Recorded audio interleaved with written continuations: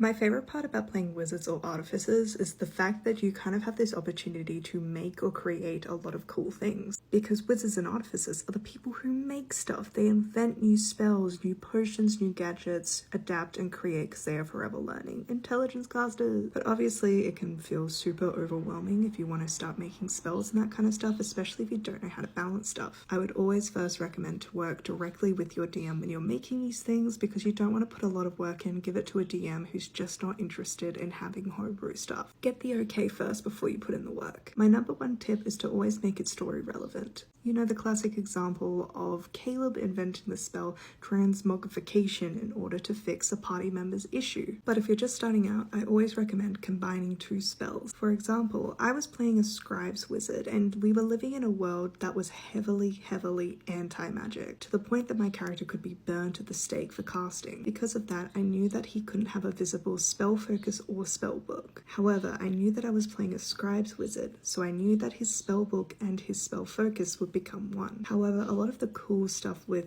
scribes wizard doesn't come up until around level 6. So I had an idea. Specifically, my wizard was very much self-taught. I knew that was going to be a thing from the start. I also knew that a lot of scribes wizard spell books are kind of sentient, so we gave him a sentient spell book, and that sentient spell book is the person who taught him magic. But how do we hide the book? Then it hit me, what if we can transmute him into an animal?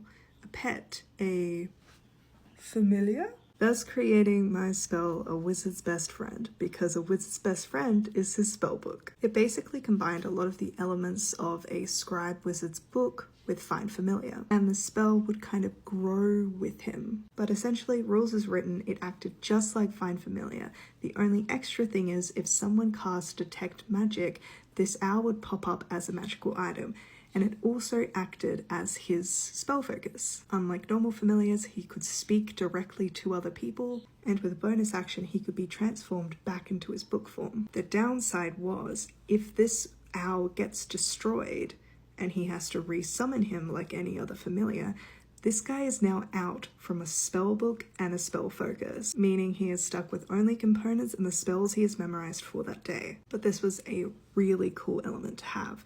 And then when I leveled up, got to level 6 and got the really cool elements of a scribes wizard, we just packed that on top of the familiar. What are some examples that you have of spells you've manipulated, created, mixed together? I'd love to hear them.